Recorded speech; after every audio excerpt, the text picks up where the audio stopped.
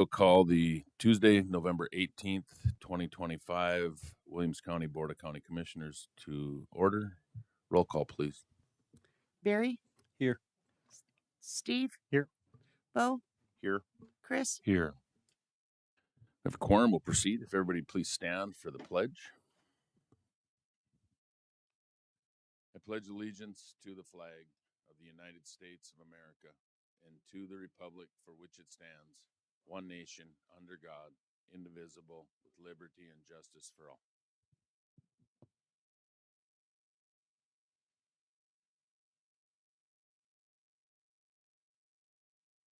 Okay, first order of business here.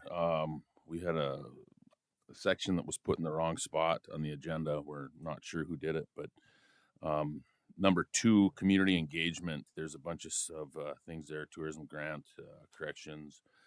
Would like to be moved to the consent agenda. If we could, if anybody'd be okay with that, with making that a motion. Yes, I'd move those to the consent agenda. Is there a second? Second. Moved and seconded. Any discussion? Roll call. Barry? Yes. Steve? Yes. Corey? Yes. Bo? Yes. Chris? Yes. Okay, motion carried. Now, the consent agenda. What are the wishes?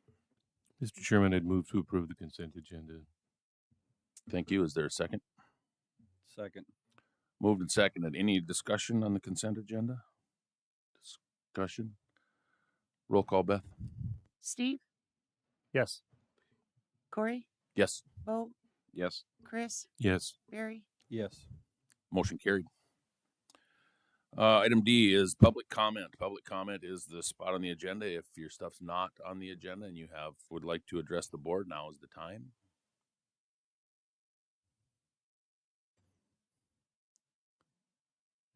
Seeing none, we are going to go ahead and move on to a report of departments. Number 1 is the auditor, Beth. Good morning, Commissioners. I have a few things. First thing is an ordinance for the beer and liquor license and event permits. I've worked with Karen on this and with Helen on this, and we think we have it down pat, and I will have Karen give any comments if you guys have any questions about this. What we're doing is we're just trying to update it and get things according to Century Code and doing it the right way. Okay. Karen, do you have anything to add to that, or no? Does anybody have any? I was gonna say, does anybody have any questions for Beth or Karen? What are the wishes then? You looking for a motion to approve that? Yes, we're going to look for a motion to approve it. I would make a motion to approve the updating of the ordinance for liquor beer events. Okay, is there a second? Second. Moved and seconded. Any discussion? Discussion? Roll call. Corey? Yes. Bo? Yes. Chris? Yes. Barry? Yes. Steve? Yes. Motion carried. The next thing I have is last meeting, you set the minimum price for the Hiram Zetting properties in the city of Tioga. Now we have to set a public meeting, which I would like to have it at the December 2nd meeting at 8:15 for the city of Tioga to come in if they have any problems with the minimum price that you guys set. We do this for all tax foreclosure properties. So you want to set it for December 2nd, but isn't the tax foreclosure sale like today? Yes, but this did not make it on the tax foreclosure sale because it wasn't paid properly at the time, and so we didn't get it on the tax foreclosure sale right away like it should have been. Okay, that's all I needed. I just was confused as to why, but if it's not on there, I get it. Okay, does anybody have any questions for Beth on that? What are the wishes, gentlemen? I'd move to approve the hearing on that set date as established by our auditor. Is there a second? Second. Moved and seconded. Any discussion? Discussion? Roll call. Bo, Yes. Chris, Yes. Barry, Yes. Steve, Yes. Corey. Yes. And the last thing I have is we are having the tax sale at 10 o'clock up on the third floor in the training room. We have 3 parcels that we're going to be selling. The other 2 were repurchased yesterday afternoon, so we're only selling 3. One in the city of Williston, one in the city of Tioga, and one in Appam. Okay, great. Thank you for the update. Okay, facilities.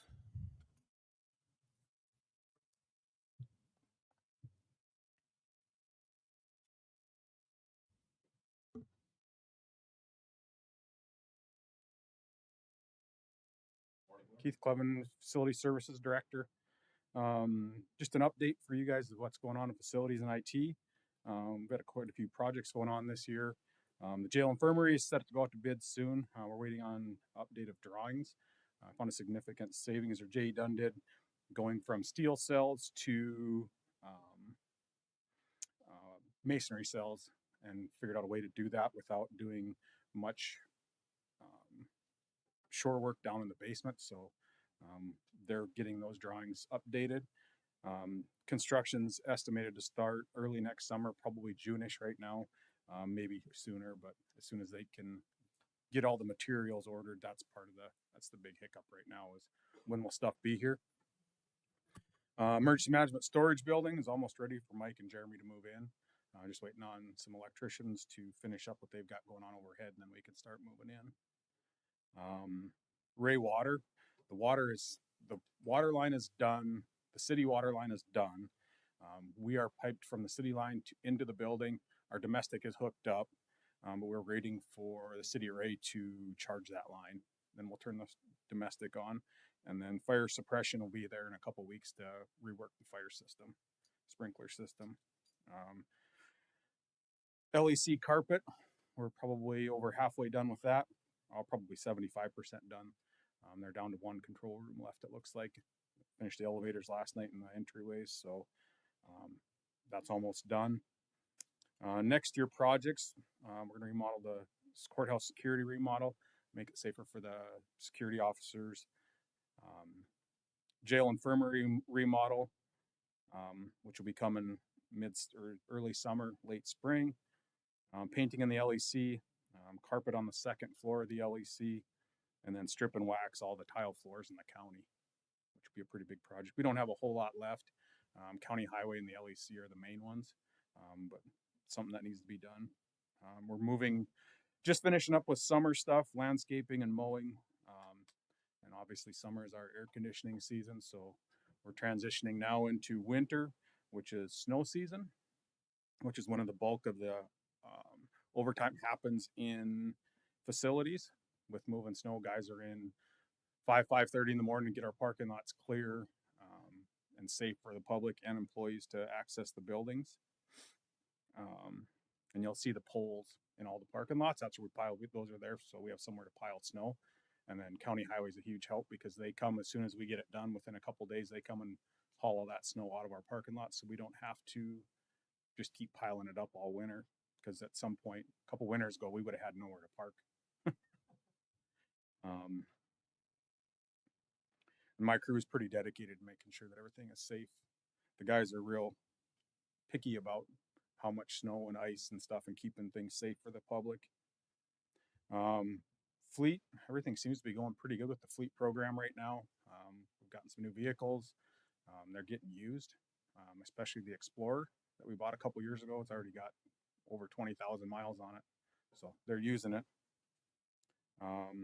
I've been working with Helen on the fairgrounds operation plan here and there. IT, the network segmenting project that you guys approved last year, paid for itself in downtime this summer.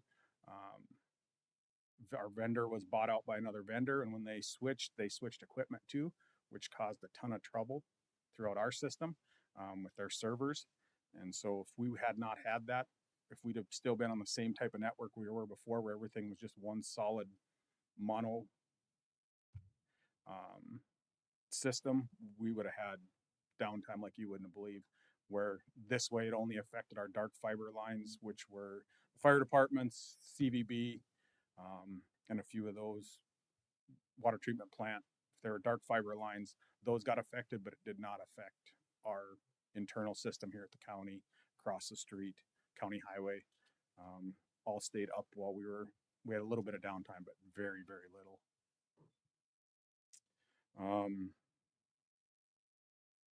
IT has we fielded about 3,000 tickets so far in 2025. 55% of those are closed in under 24 hours, and 78% are closed within 7 days of those tickets. Quarantine catches 800 to 1,800 malicious emails a day. I mean, if you can let that sink in for a minute, that's a lot. That's people coming in, trying to get into our system, hack into our system per day. And with all those emails that come in, we have about 3 to 5 incoming emails a day that are false positives that should get through.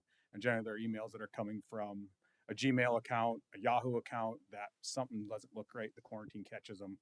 Usually the recipient is waiting for that email, and they call IT and say, hey, have you seen this email? Yep, we've got it. And they release it then. The team has also turned over 2 previously undiscovered variants of ransomware to the state and federal cybersecurity operations for analysis. So we found 2 that nobody knew about, which is pretty, I mean, for a small county, I mean, to find stuff like that, the team's doing really well. And due to our active involvement in the state cybersecurity team, Ryan has been asked to participate in the governor's cybersecurity task force, the IIJA Cybersecurity Grant Committee, and serve on the advisory board for the GovTech Digital Government Summit for the past 2 years as the primary security advisor and panelist. He's actually, he presents at each one of them, something. We'll be working to utilize the G5 Microsoft licensing in 2026 to move towards Teams phones and get rid of Cisco. At the moment, we're pretty good on staffing. We'll see how much as we move into the fairgrounds property and what it all is going to entail and how we divvy up the workload out there, whether we'll need somebody else in facilities to help. Since I've been here, we haven't added any staff, but we've gained 5 buildings. So we continue to, I think we're still okay. I tell my staff that we are the backbone of the county. We aren't seen a lot, but without all the hard work, their hard work, it all falls apart. We keep the buildings, we keep facilities clean, safe and comfortable, and we keep employees connected and communicating. So we're just kind of the behind the scenes, keeps everything running, but we're not seen a lot. So that's all I've got for you. Any questions? I guess more of a statement than a question, and you're exactly right. Just so you know how much I appreciate your staff and the things that they do. It's great to see them because, oddly enough, I do see them, but the stuff they're doing, you're right. It's awesome. The buildings look great. So tell them to keep it up. Thank you.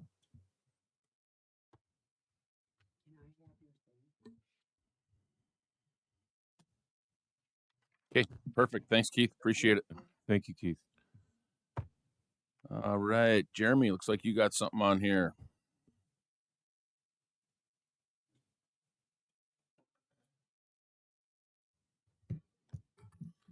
Good morning, Commissioners. Jeremy Ludlam, Parks Director. Talking to Dennis from County Highway and Mr. Ramberg. They have a piece of equipment, a cat loader, and some attachments that went with it. That is, they're ready to trade in. But Dennis felt like there's quite a bit of life left in it, and maybe there's some value to keeping that in the county. It's a piece of machinery that we could definitely use. I've talked to Christy from Finance, and Christy's kind of advised us the way that it would go about transferring that over.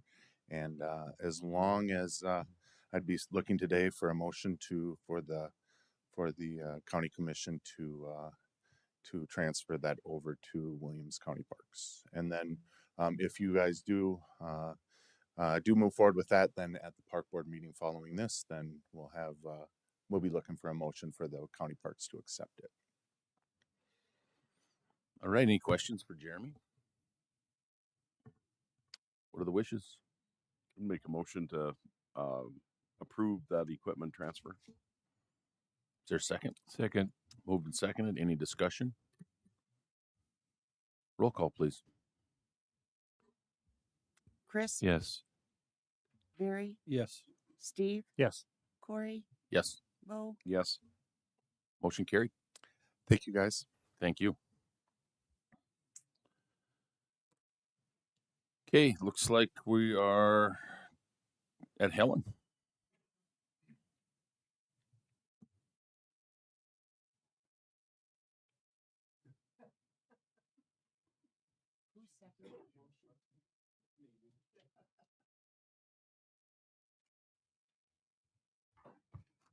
Good morning. Okay, maybe the procedural things first. So we'll look at the position report.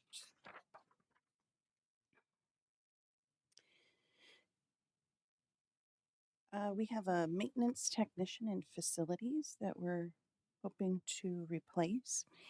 And we have an administrative assistant position at the sheriff's office. We had someone put in a retirement notice. And then on the list, we have two positions that are actually part of the 26 budget that we'd like to start advertising now in hopes that we have them onboarded and working in early 26. And that would be the administrative assistant position that we're adding at County Highway. If you remember, we talked about that, anticipating that we would at some point, I don't know that we knew it would happen so soon, but at some point we would have two department heads there and work to have some distinction in the administrative functions that go along with that. And then we did budget for an additional weight enforcement deputy in the sheriff's office in 26. We'd like to start to advertise that as well. So permission to fill those four positions. I'd move to approve filling those 4 positions. Is there a second? Second. Moved and seconded. Any discussion? Discussion? Roll call, please. Barry, Yes. Steve, Yes. Corey, Yes. Bo, Yes. Chris. Yes. Motion carried. All right, and then under contracts and amendments, we have 4. 2 contracts relate to the dispatch center and some equipment and maintenance that happens annually. Then there is an agreement for legal services. This was put together by the state's attorney. They are contracting with an outside law firm to do some work. It's just a change in the law firm that to do the work. We've always had this work outsourced. And then an amendment to the agreement that we have with Icon Architects. This relates to our portion, the contribution that we're making toward one of those 3 targeted sales tax projects relates to the hockey and turf facility.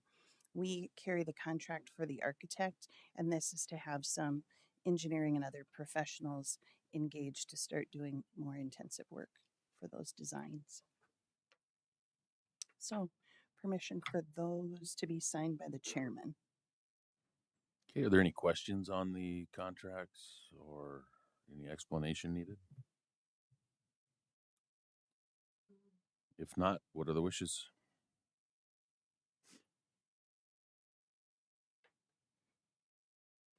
Make a motion to approve the contracts and have chairman sign. Okay, is there a second? Second. Moved and seconded. Any discussion? Discussion. Roll call, please. Steve, Yes. Chris, Yes. Corey, Yes. Bo, Yes. Barry. Yes. Motion carried.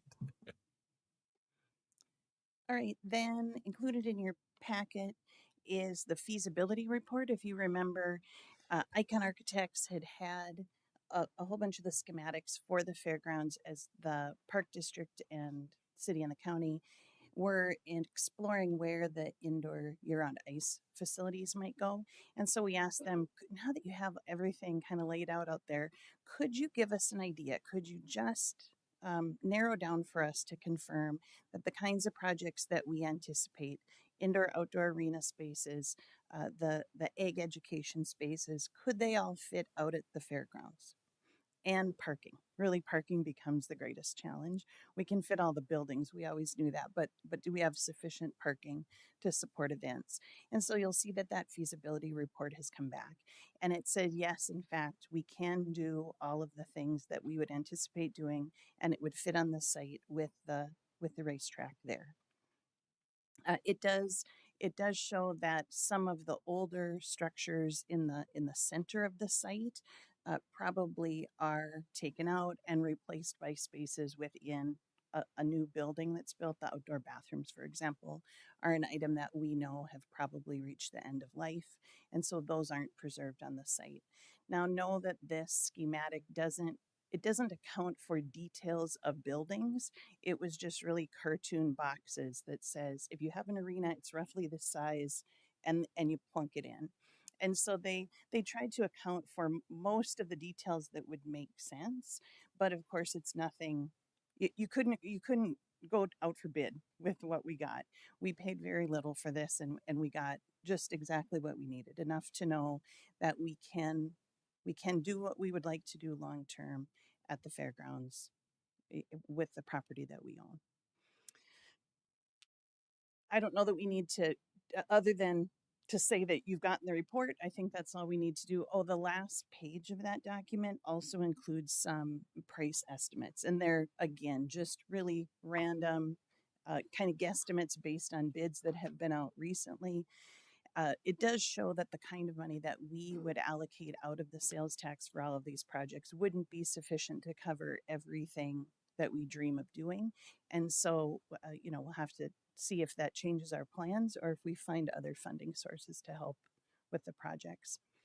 That leads me into I've been going to meetings with all of the clubs that have some activity or some involvement, some kind of stakeholder situation related to the fairgrounds. So I would say there's 10 or so groups that make use of the fairgrounds. And I would tell you that the site, the more that I speak to people, the more I realize that there are thousands and thousands of people that use the fairgrounds for some sort of recreation. We might call it quality of life, sometimes activity. There's lots of groups that have hundreds of participants and all of their friends and family that then come engage in that, whatever that activity is, with them to support them to enjoy it together. So I'm pleased. I think that we're going to be able to continue to provide that to the community, support all of those groups in the same way that the Fair Association was, or maybe in some ways a little better, and then continue to advance the use of the fairgrounds over time. So as I've been meeting with those groups, here are some of the things that I've been saying. I'll just share them with you, and I guess publicly, to make sure everybody's on the same page. I wouldn't anticipate any big changes out at the fairgrounds and for the next couple of years. I think there are some things we can do, but I would anticipate that in 26, we end up engaging with some professionals, probably engineers and architects, who can go out and have conversations with us, with all of the user groups, to understand what they're doing, how they're doing it, how that relates to the commitments we've made to the public for these other facilities, and then help us to come up with plans. And I think that's an effort that takes some time to make sure that we're making good decisions for the community. And really, until the ice is completed out at the square and the AGRA is available for some other use, probably in 2028, we can only do so much out there, because we still have a lot of existing purposes that we need to support. And right now, in the winter, the hockey use of the AGRA is a significant, brings a lot of people, and there's a lot of impact out on the site because of that. So I don't think we're doing anything quickly, but I think we have time to make some good decisions. As I've had meetings with I'll go back and say, we County Highway was out last week or the week before, did some work on the driveways and on the parking surfaces. And as Keith said, he and I continue to have meetings and conversations to work on some of the details of just managing the site. But over the winter, the Bowman Club, the Curling Club, and the Skating Club, which you might know as the Hockey Club, they operate buildings out there, they have activities, and those will continue as normal. The Snowmobile Club, the Trail Riders is their official name, also has a building and does some activities out there in the winter. And so that will carry on through the winter. We have a little bit of time to get some other plans together then for how we're gonna meet some of our obligations over the summer. So in the course of having these conversations with the clubs, I have been presenting them with template lease agreements, and we've been having discussions about how these lease agreements look. Karen has done a lot of work to help incorporate all of the legal language that we need. But then as I've come back from the club meetings, we've also been incorporating some things that make sense to represent. Really, we're just trying to formalize what's gone on out there over the years, meaning there were a lot of understandings about who did what and how things worked. We're trying to get those in paper. There's turnover on all of these volunteer boards. And so as we can sort of formalize what's going on, it also helps future commissioners and future county administrators to help sort out what our relationship is with all of these clubs. So you'll see in your packet that there are leases that I really need your approval on. And what I'll need is permission for the chairman to sign these leases, and then I'll take them back to the clubs for their signature. No guarantee that a couple of them aren't going to want a couple little changes. And so if you're agreeable, I'd like your permission to, if it doesn't change the overall sentiment of the lease, to make those minor adjustments to meet their needs. If it was anything significant, I'd have to bring it back to the board. So I divided the leases up into two groups. There are primary tenants. These are clubs or groups that really have built, maintain, operate, pay the utilities for, manage a facility year round. And so you'll see that those leases are all today exactly the same. We'd like to, they have different names in them for each of the groups, but generally the provisions of the leases are the same, and we'd like them to stay that way. So I'm going to try not to make changes to them, but a few of them have attorneys involved on their boards or whatever, and sometimes attorneys like to change words. And so we'll see if I can. Right, not our attorneys. So I'd like, I guess I'll go through them, but then what I'd like is a motion for all of these leases to be approved and permission for the chairman to sign them and maybe re-sign them if I have to come back with some minor change. So those primary tenants, if you want the list, are the Bowman Club, the Racing Club, Skating Club, and Snowmobile Club. I went to the Saddle Club meeting last week, and then I went to the Rodeo Club meeting last night, and I think there may end up being some portion of what I thought was a bundled outdoor arena site might end up being the Saddle Club and the Rodeo Club each have one of these primary leases. So room to add one if I could. And then there are secondary tenants, and those are groups that don't use a site, a public facing site anyway, all year. A couple of them have storage out on the fairgrounds the whole year, but they probably use something at the fairgrounds for a defined period of time. And in particular, we've really set a blackout period at the fairgrounds of 23 days surrounding the county fair. North Dakota Century Code says that the organization running a county fair needs to be a nonprofit, a 501c3 probably. And so it's not a county run function in the way that we see in Richland County. We hear a lot about the Richland County Fair as, a whole community event, and the way that that's run is different than here because in Montana, county fairs are a county department, county function. And under our Century Code, the county cannot fund a fair in the way that it happens in Montana. So anyway, though, there's a 5-day fair in Williams County. We are blocking out 14 days prior to that, the full 5-day fair period and 4 days to follow. There is a fair, but there's also 4-H achievement days that happen in conjunction with that or sort of concurrently on the site. And we might think of it all as one thing, but it's really two groups that operate two separate things that just really kind of lock in together. And so we will have agreements with 4-H, the 4-H Council, and with the Upper Missouri Valley Fair Association, sort of narrowing down who uses what space and how that all works over those 23 days. Any other of our tenants out at the fairgrounds will have to either allow their spaces to be used during the fair or are forbid from having any events that would interfere with the setup, fair, and cleanup of the fair. A couple of notes just related to things that might be anomalies a little bit in these primary leases.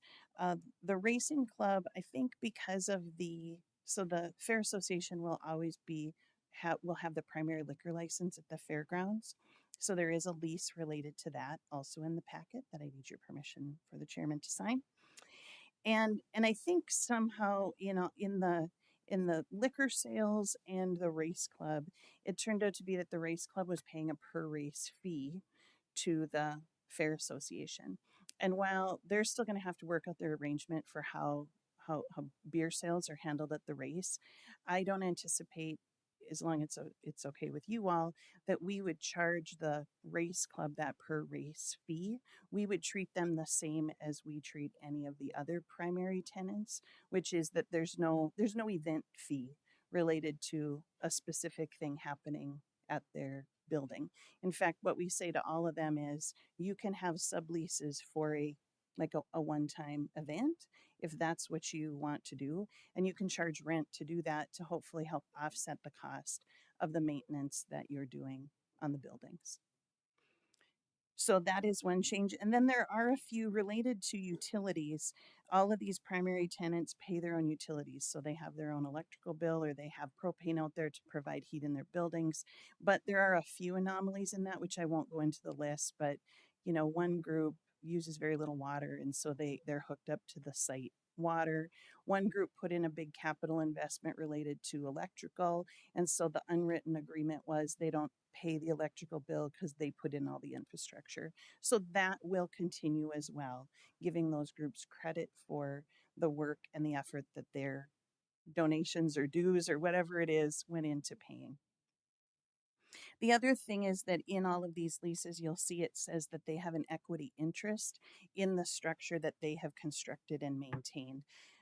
Per legal counsel, it doesn't work in this arrangement for us to own the property and then to own in the traditional way the structure that they have built and maintained.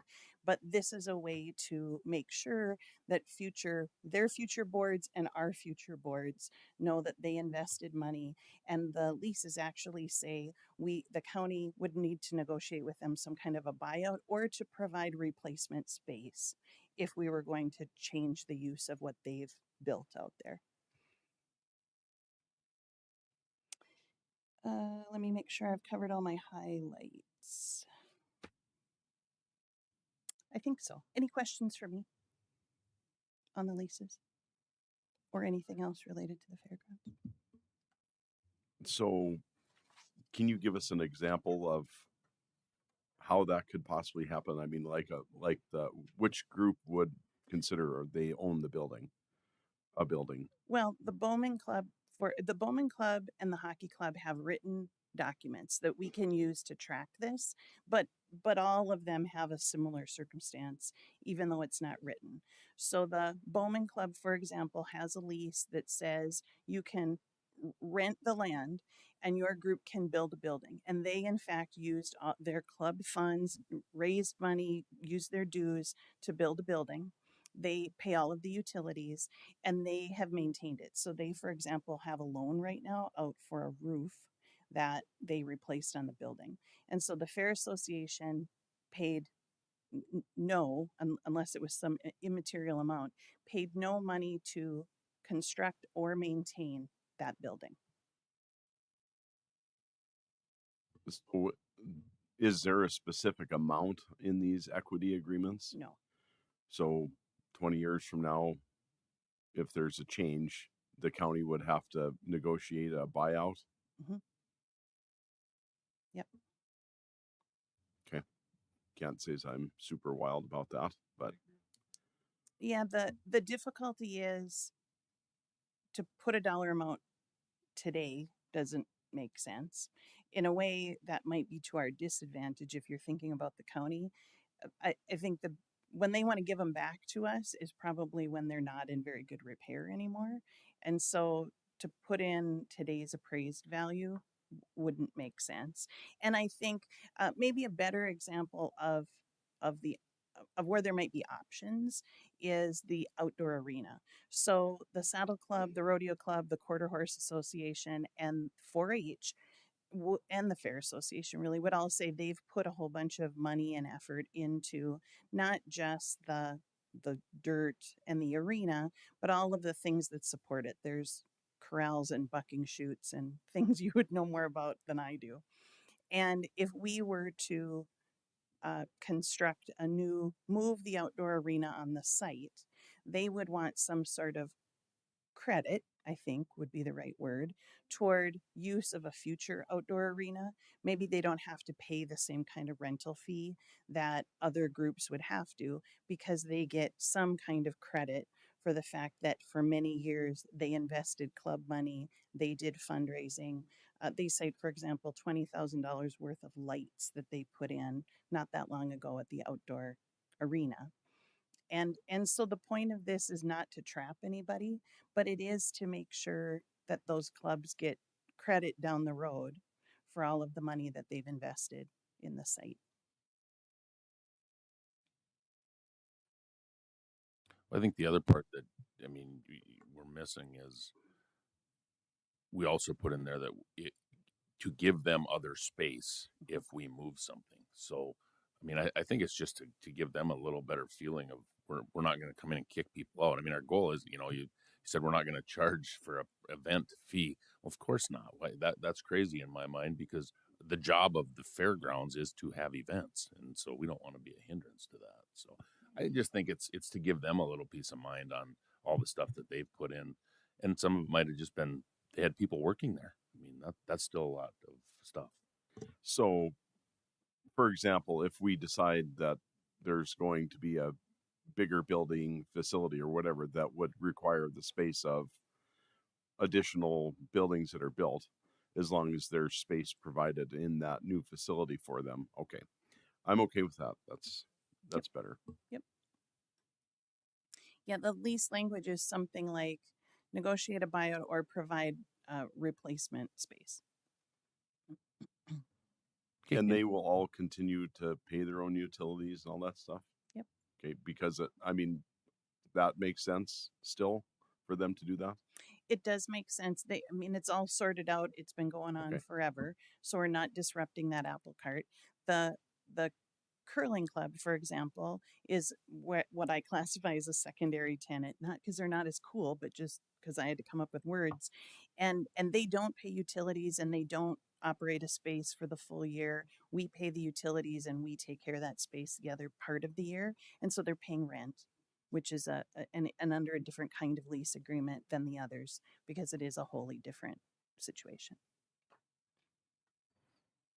Okay. Any other questions for Helen? Just a comment.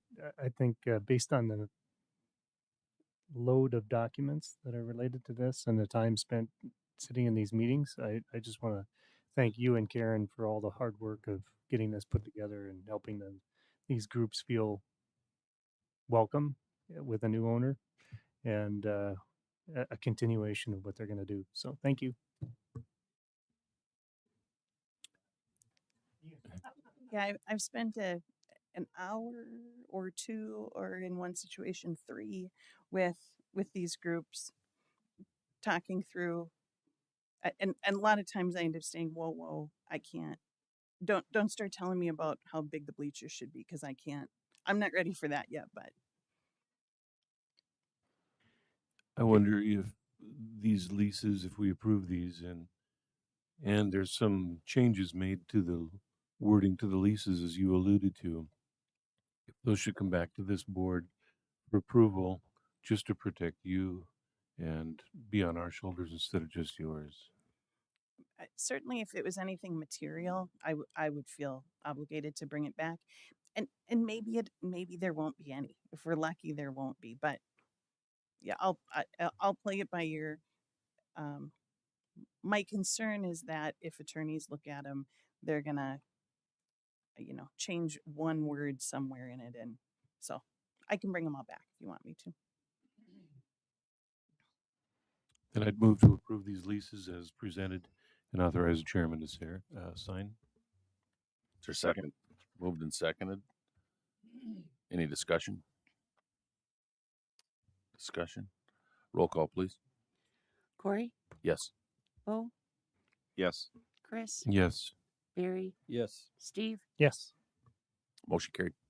One of the other things related to the fairgrounds that's on the list that just hasn't gotten done is that Christy and I will sit down with Keith and put together a budget, because we didn't yet own the fairgrounds. We didn't know what was going to happen when we created the 2026 budget. So we'll sit down and do that and bring that forward at some point, at, either at a budget workshop or here, to get that approved and make sure we have that on the books. So we have something planned. One of the things related to budget that I think we'll end up doing is standing up, this is maybe an overstatement, but a separate website, a Williams County. Oh, that's the other thing. We are platting the property. Our surveyors have been out. We will be conveying the road on the southern part of the property to the city. They already have the maintenance agreement and it's dedicated to the public. We're just cleaning that up a little bit. And there are multiple parcels related to this land, and so we're going to get those all consolidated into one. But in the course of that plat will be titled the Williams County Fairgrounds subdivision. And so I think we'll begin to use the term Williams County Fairgrounds to describe this site. The Upper Missouri Valley Fair still is a thing that happens. That's also still words we'll use. But we'll end up with a website that will be the Williams County Fairgrounds website, however that works and looks. The idea being to allow the public a place where they can go and see what's happening out there in a more consolidated place. Each of these groups has a Facebook page or a website, which we'll link out to, but we think that it will help the community to use the space if we have better information out about what's happening there. So that'll be coming too. Anything else for me? Anybody? No? Nope. Great. Thank you. Thanks. Appreciate all the info. Yeah.